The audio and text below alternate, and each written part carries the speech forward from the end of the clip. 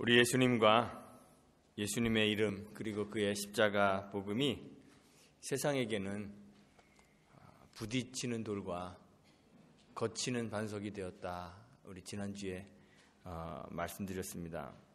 바울이 고린도전서 1장 21절에서 말하기를 하나님의 지혜에 있어서는 이 세상이 자기 지혜로 하나님을 알지 못한다고 했습니다. 세상은 아무리 똑똑해도 스스로의 힘으로 복음을 받아들일 수가 없습니다. 예수와 그의 복음은 세상의 본성을 거스리는 것입니다. 복음의 말씀은 세상 사람들이 가지고 있는 좋아하는 기호, 기대, 바라는 것 이런 것들을 다 거스립니다. 그래서 예수와 복음은 이 세상에게는 사실 그리 매력적이지 않습니다. 전혀 매력적이지 않습니다. 세상이 그리스도를 싫어합니다.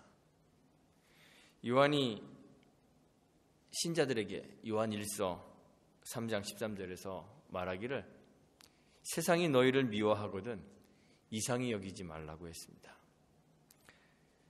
세상이 예수와 복음과 신자와 교회를 미워하는 것이 당연하다고 이야기했습니다. 십자가에 못 박힌 그리스도가 유대인에게는 거리끼는 것이고 이방인들에게는 미련한 것이라고 그랬습니다.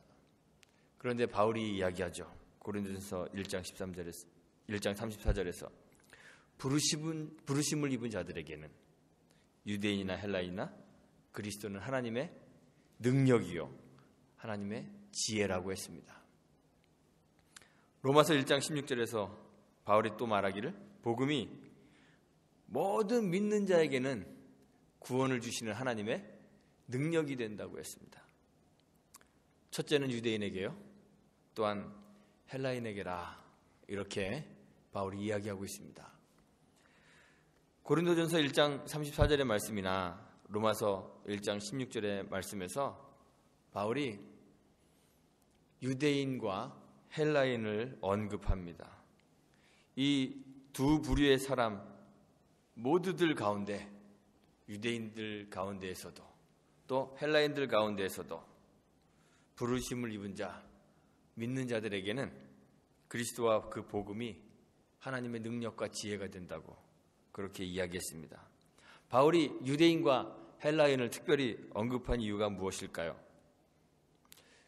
사람들은 하나님의 복음, 하나님의 말씀, 율법이 유대인들에게 독점되었다고 그렇게 생각하고 있었기 때문에 그렇습니다. 유대인들은 하나님이 오직 유대인만의 하나님이고 하나님의 구원도 오직 유대인에게만 임한다고 그렇게 생각했습니다. 그런데 바울이 유대인의 경계를 벗어나는 온 세계를 위한 복음을 지금 전파하고 있습니다. 예수님은 유대인의 왕으로 이 세상에 오셨지만 유대인의 왕이실 뿐만 아니라 온 세상의 구주이십니다. 사마리아 수가성에서 예수님께서 사람들에게 복음을 전하였을 때 복음을 들은 사람들이 고백하죠. 요한복음 4장 42절에서 예수가 참으로 세상의 구주신 줄 알았다 이렇게 이야기합니다. 복음은 유대인만을 위한 것이 아니라 모든 민족, 세상을 위한 것입니다. 바울의 전도여행을 보면 바울과 그 일행이 가는 곳마다 소동이 일어납니다. 참 아이러니하게도요, 자기들만이 구원을 독점했다고 생각하고 있는 유대인들이 오히려 복음을 대적합니다. 그리고 사도들을 가는 곳마다 핍박합니다. 유대인들이 사도들이 있는 곳마다 찾아가서 소동을 일으킵니다. 그런데 역으로 이방인 가운데 바울이 전한 그리스도 복음의 말씀을 듣고 예수를 주와 구주로 영접하여 구원에 이르는 자들이 생기고 있어요. 빌립보에서 감옥에 갇혔을 때 옥의 간수와 그 가족이 주의 말씀을 듣고 온 가족이 구원에 이르게 됩니다. 데살로니가에서는 말씀해 보니까 경건한 헬라인의 큰 무리와 적지 않은 귀부인들이 권함을 받았고 바울과 시라를 쫓았다, 이렇게 기록되고 있습니다. 헬라의 귀부인들과 적지 않은 사람들이, 큰 무리가 바울과 실라를 쫓습니다. 그런데 똑같은 데살로니가에서 유대인들은 바울과 실라를 시기하여서 저자의 괴악한 사람들을 끌어모아다가 성을 소동케 합니다. 오늘 베레아로 와서도 그렇습니다. 베레아에서도 믿는 사람 가운데 헬라의 귀부인과 남자가 적지 않았다, 이렇게 성경이 기록하고 있습니다. 그런데 반면에 구원을 독점했다고 이야기하는 유대인들은 오히려 데살로니가에서부터 쫓아와서 무리를 움직여 또 베레아에서도 소동을 일으킵니다. 사도행전이 보도해주고 있는 이 현상, 유대인들은 복음을 거절하고 사도들을 핍박하고 반대로 헬라인 이방인들은 복음을 받아들이는 이 현상은 이제 구원에서 유대인은 완전히 제외되었고 이방인들이 무조건 구원받게 되었다는, 구원이 이방인에게로 옮겨졌다는 그러한 뜻이 아닙니다. 구원 얻은 사람들은 혈통으로나 육정으로 나는 것이 아니라 하나님의 뜻으로 난다는 것을 이 성경이 이야기해 주고 있는 것입니다. 하나님의 구원이 인간의 혈통에 달려있지 않기 때문에 하나님의 말씀이 혈통을 넘어서서 이스라엘이라는 바운더리를 넘어서서 역사하여서 많은 사람들을 구원하게 됨을 성경이 지금 보여주고 있습니다. 오늘 본문 말하기를 베레아 사람들은 데살로니가의 사람들보다 더 신사적이어서 간절한 마음으로 말씀을 받았다고 이야기하고 있습니다. 그리스도의 말씀에는 구원을 주는 능력이 있습니다. 성경의 신앙은 세속의 종교들과 완전히 다릅니다. 세상의 모든 종교들은 구원을 받기 위해 인간이 노력을 합니다. 인간의 노력을 필요로 합니다. 불교나 도교 같은 종교를 봐도 도를 구하는 구도자들이 있습니다. 도를 찾는 사람은 명상을 하거나 또는 선행을 하거나 고행을 하거나 이런 것들을 통해서 구도자의 길을 걸어갑니다. 구도자의 그 깨우침, 득도가 도를 얻는 것이, 그게 바로 구원이 되죠. 구원이 도를 찾는 사람에게 달려 있습니다. 유대교도 역시 그렇습니다. 종교적 열심, 종교 규칙과 각종 예식을 지키는 것, 율법을 지키는 것, 11조, 구제, 선행하는 것, 이런 인간의 노력으로 구원의 길을 가려고 했던 것이 유대 종교였습니다. 유대교였습니다. 그런데 성경의 복음, 주님의 복음은 듣고 명상하고 깨우치는 자가 구원을 얻는 것이 아닙니다. 복음의 말씀이 스스로 역사하여서 우리의 육체적 조건과 상관없이 우리를 구원합니다. 그리스도의 말씀에 우리를 구원하는, 우리에게 구원을 베푸는 능력이 있습니다. 우리가 죄를 벗어버리고 깨끗하게 되는 것은 율법이나 종교적 의식을 지킴으로써 얻어지는 것이 아닙니다. 선행을 베풀어서 우리가 깨끗해지는 것이 아닙니다. 우리 자신의 의지의 결단으로 이제부터 나는 깨끗해야 되겠다 해서 깨끗해지는 것이 아닙니다. 우리 주님이 제자들에게 말씀하셨죠. 요한복음 15장 3절에서 너희는 내가 일러준 말로 이미 깨끗하였다, 이렇게 말씀하셨습니다. 우리를 깨끗게 하는 것은 주님의 말씀입니다. 주님의 말씀에는 인격성이 있습니다. 그래서 히브리서 4장 12절에서 하나님의 말씀은 살았고 운동력이 있어서 좌우의 날선 어떤 검보다도 예리하여 혼과 영과 및 관절과 골수를 찔러 쪼개기까지 하며 또 마음의 생각과 뜻을 감찰하신다고 했습니다. 주님의 말씀에 인격성이 있어요. 오늘 성경 본문의 베레아 사람들이 바울이 전하는 말씀을 간절한 마음으로 받았다는 것은 그들이 가지고 있는 구도자적인 그런 태도가 그들을 믿음으로 인도했다는 그런 말이 아닙니다.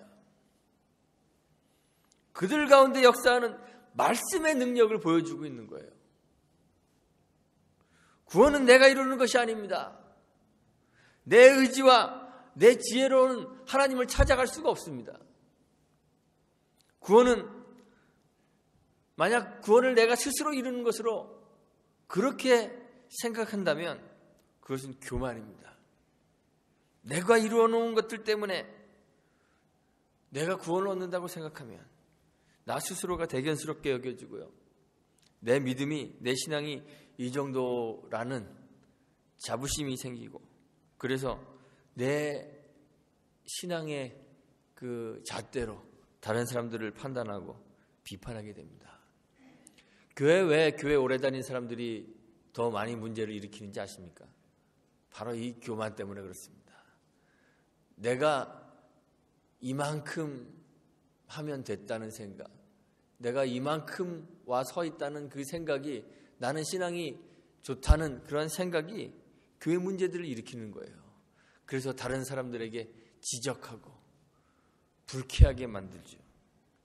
스스로 율법을 지켜서 구원을 획득하려고 했던 유대인들처럼 자기 의에 대한 자부심 때문에 교만해지는 것입니다. 다른 사람들을 판단하게 됩니다. 저는 저 세리와 같지 않음을 감사합니다. 기도하던 바리새인처럼 되는 거예요. 그러나 구원 얻는다는 것은요, 내가 뭘 많이 하는 것이 아닙니다. 하나님과의 바른 관계 안에 놓여지는 것입니다. 하나님 앞에 높아졌던 우리의 교만한 자리에서 내려와서 하나님을 하나님으로, 주와 구주로 섬기고 우리는 스스로 낮아지는 것이 신앙입니다. 내가 가진 조건, 나의 소유, 나의 신앙에 대한 열심이 구원을 이룰 수 없다는 것을 깨닫고 그것이 자랑이 아님을 깨닫는 것입니다. 하나님의 말씀이, 살았고 운동력이 있는 하나님의 말씀이 나를 움직여 구원의 자리에 옮겨놓았다는 사실을 인정하는 거예요. 성경은 우리의 신앙이 우리에게서 출발하는 것이 아니라 하나님에게서부터 출발하는 것임을 가르쳐주고 있습니다. 하나님의 구원은 우리가 시작한 것이 아닙니다.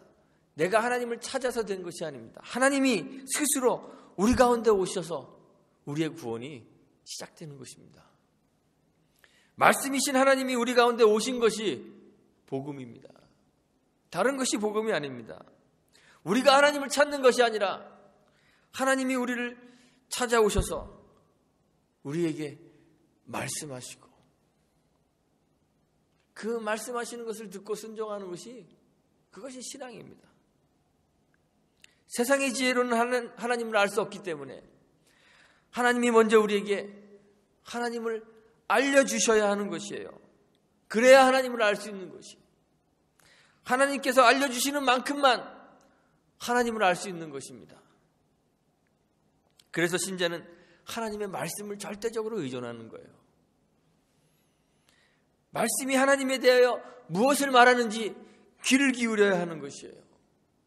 말씀이 우리를 다스릴 수 있도록 마음을 열고 말씀을 받아들여야만 하는 것이에요. 그래서 누가는 오늘 사도행전 기록하면서 베레아 사람들이 말씀을 간절한 마음으로 받았다고 그렇게 기록하고 있는 것입니다. 그리고 오늘 말씀해 보니까 베레아 사람들은 성경을 상고했다고 기록합니다. 상고라는 단어는요, 이렇게 채를 쳐서 가려내다라는 뜻이 있습니다. 조사하다, 영어로는 examine이라는 그런 뜻을 가진 단어입니다.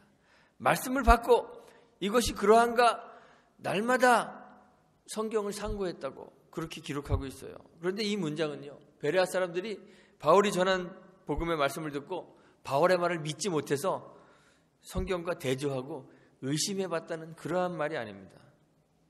바울이 전하는 복음의 내용이 무엇인가요?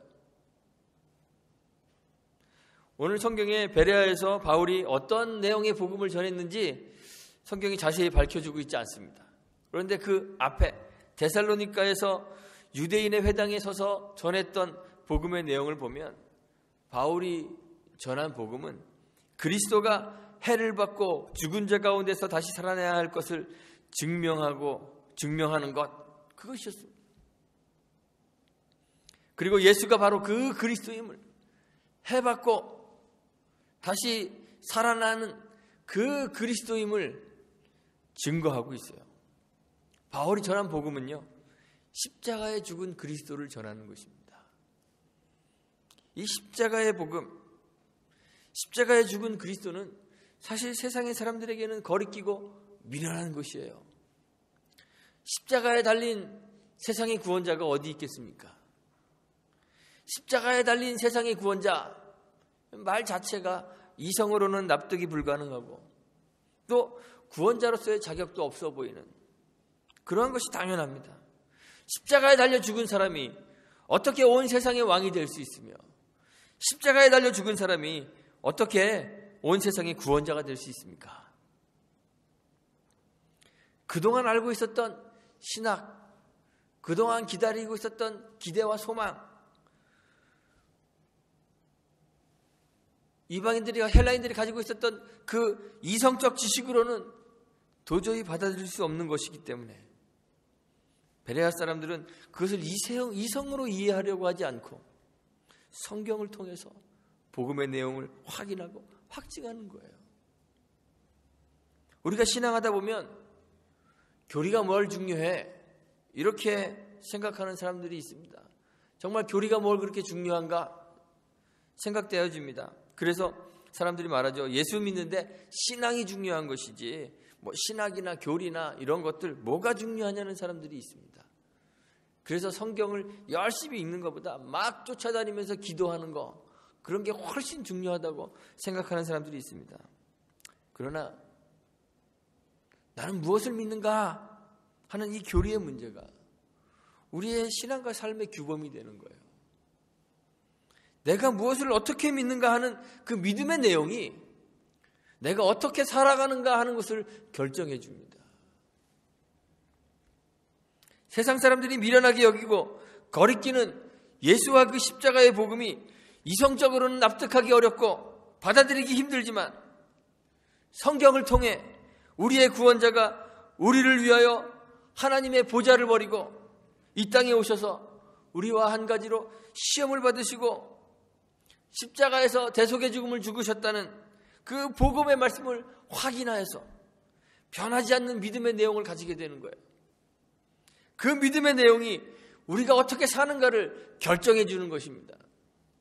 세상이 다 자기의 이익을 위해, 육체의 편안함을 위해, 쾌락을 위해 살아가지만 성경을 상고하고 바른 믿음의 내용을 가지게 되므로 세상을 거스리는 삶을 살게 되는 것이에요. 십자가가 구원이고 십자가가 은총인 것을 깨닫게 되고 십자가의 삶을 기쁨으로 살아가게 되는 것이죠.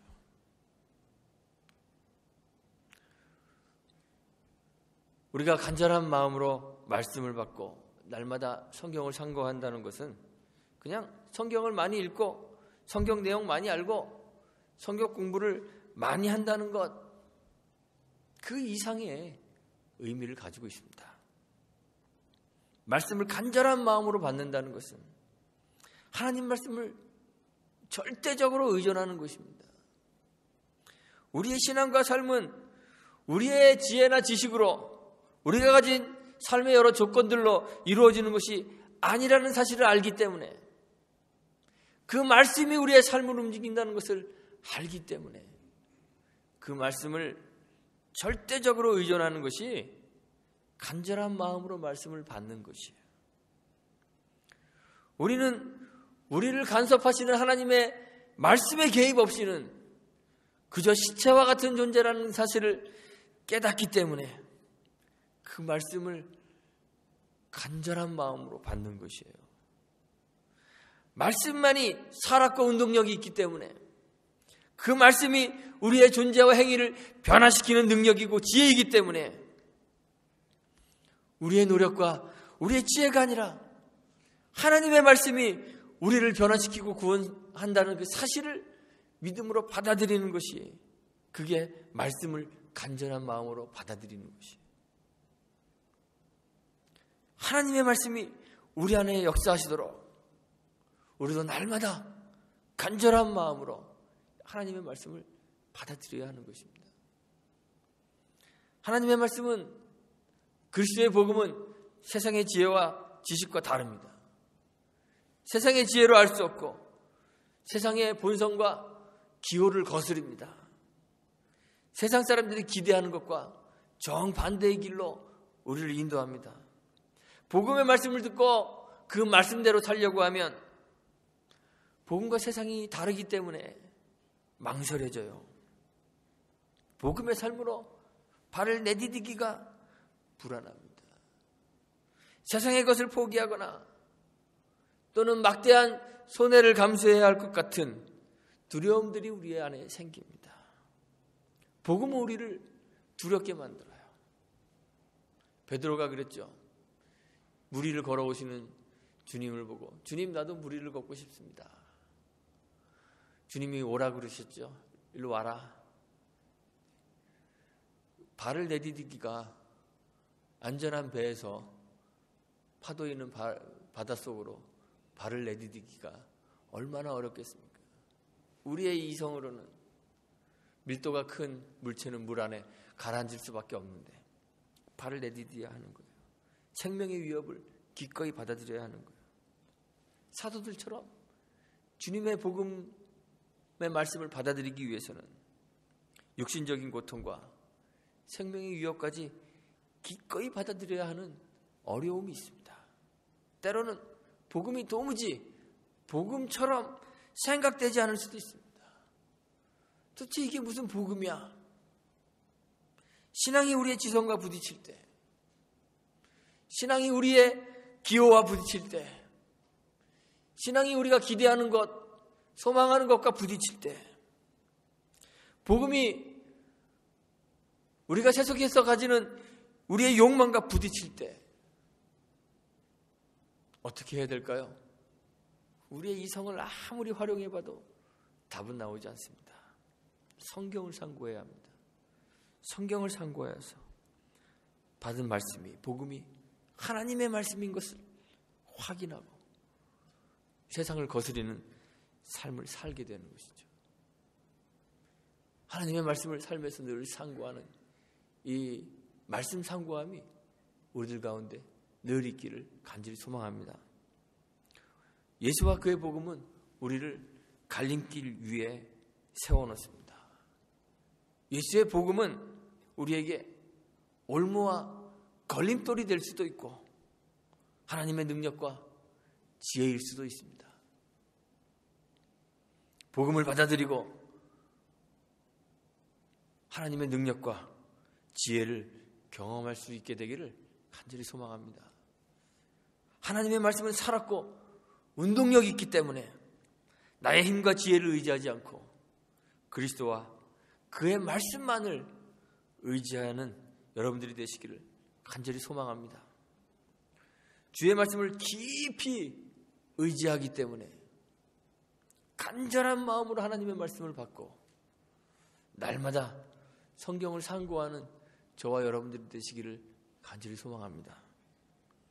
우리를 변화시키고 새롭게 하시는 말씀과 성령의 능력을 삶에서 늘 체험하게 되시기를 주님의 이름으로 축원하고 부탁드리겠습니다. 함께 기도합니다.